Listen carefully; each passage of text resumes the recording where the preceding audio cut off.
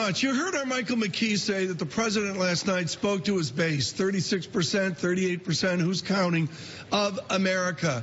Darren Soto is in the 9th congressional district of Florida. All you need to know, it's in the vicinity of east of Disney World, and it is the most interesting district. It is the fastest growing Hispanic and Puerto Rican district in America. It is the future of America, whether anybody likes it or not. Darren Soto joins us this morning. Congressman, wonderful to have you with us. When do Puerto Ricans gain voting power in America? The demographics are there, but they're not voting yet. Are they going to vote in 2018 in November?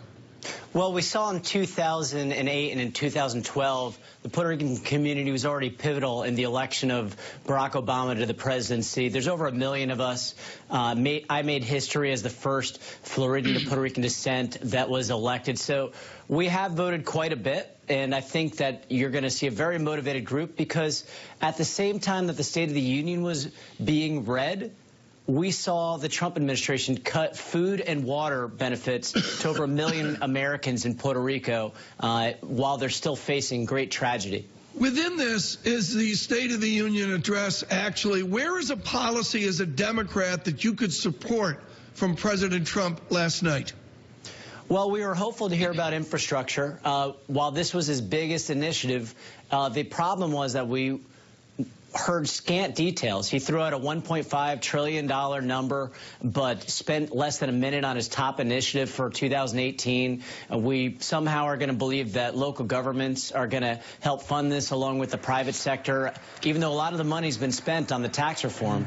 But yes, we'd like to see that and lowering of prescription drugs, which was discussed during the State of the Union. Congressman, one of your charms is you grew up in the trenches of Orlando politics and Florida legislature politics. You've been in the nitty-gritty of state government. How far is this president removed from the day-to-day affairs of a given boom state like Florida? Well, our economy is based a lot on real estate. There's still a lot of low-paying jobs in Florida, and I think that's one of the keys that the president could be making a mistake. He's tying a lot of his fate to the stock market, and while Wall Street's surging, we have Main Street with staggered, unimpressive growth at 2.3% last year. Less than half of Americans are invested in the stock market, and so for those forgotten Americans that he talks about so much, they're really still forgotten in this speech, and there's a lot of them in Central Florida. Congressman, Tom and I were in Davos last week when we heard the president speak. It's difficult to say whether he was popular with the billionaires, but everybody wanted to come and listen to the president. How can the Democrats regroup, rethink, and put a leader that is able to go against President Trump for the next presidential elections? Well, our focus is on 2018. We have great candidates across the nation. We have record retirements on the other side, wonderful governors also running. And so I think the key is going to be, when you look at Virginia, when you look at New Jersey, and you look at some of these special elections, that the president could very well be facing a Democratic majority after 2018 because of this groundswell of support. I mean, who knows whether or not Jimmy Kimmel's show even outrated the president's State of the Union last night because people are just not tuned in to a lot of these speeches directed at solely his base. Congressman, how will the Democrats actually deal with immigration? Well, we're hopeful to get a compromise that includes both helping our dreamers out, real border security, dealing with border awareness without having this wall.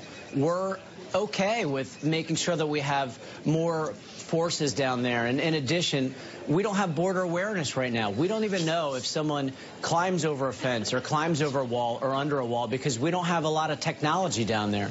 So Democrats are more ready, willing, and able to get technology there. And in Florida, a wall doesn't help. It's port security, it's Coast Guard security, and we want to see those things funded too. Congressman, within the demographics that you see of Florida, I know they tilted one more district, this time Democrat versus Republican. When does Florida become a Democrat state?